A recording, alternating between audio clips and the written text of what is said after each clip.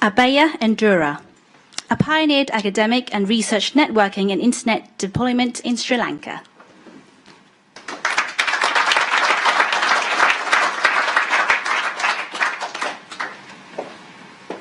Thank you very much. Good evening, fellow inductees, my family, especially my granddaughter Kiara, who is with us, and also my friends here. Imagine a world before the World Wide Web. Imagine a time before you had smartphones, and imagine a life where you had to live with X25. And this was the time I was dreaming of a research academic network for Sri Lankan academic community. It was in 1983, the Vice Chancellor of University of Moratuwa, Professor Willie Mendes, asked me to set up a department to teach computing.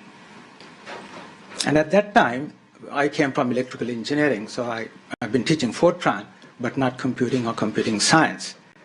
So I looked around and found that there were courses in Hong Kong, Singapore, Thailand, Malaysia at that time. So I came to Hong Kong in 1984. And I visited the Hong Kong University, studied their curriculum.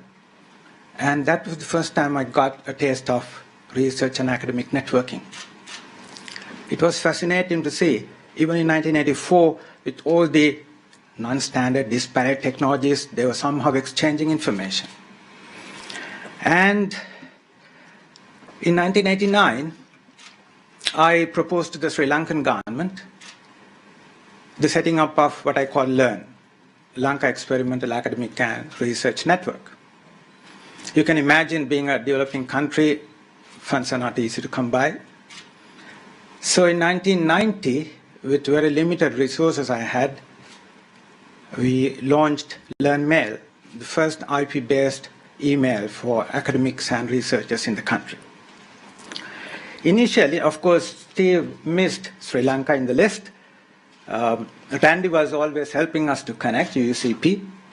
So we were sending mail by IDD, which was very expensive at the time, connecting 3 times a week.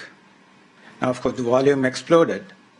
And within a few months, we were connecting 3 times a day. And because it was expensive, we had to seek support. And I must mention the support we got from the Computer and Information Technology Council of Sri Lanka. At the time, I was an inaugural board member, so I was able to twist their arms, get some funds. The University Grants Commission of Sri Lanka, and also the LUCNet, a not-for-profit organization set up in the US to support new ICT endeavors in Sri Lanka.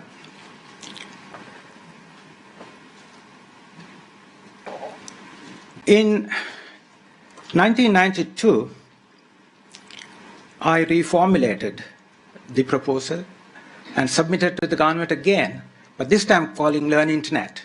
Now, X25 was gone, and I was happy.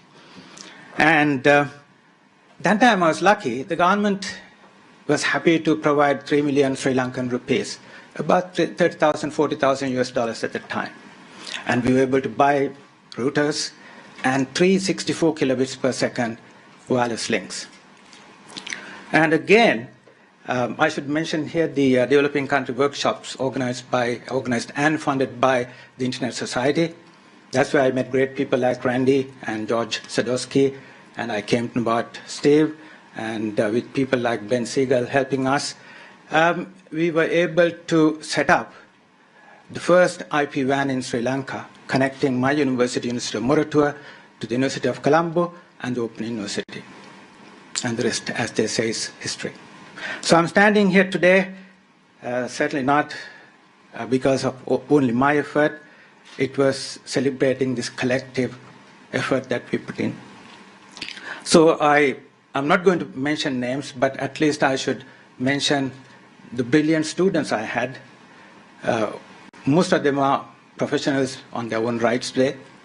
Professor Gihandas, Professor Lalit Kamage, Professor Nimal Ratnayaka. They were all helping me at the time to set it up. And I'm very glad that country has benefited. I've been able to make a significant impact on socio-economic development in that country. And I'm very delighted to be here today. I'm deeply honored to be part of this celebration.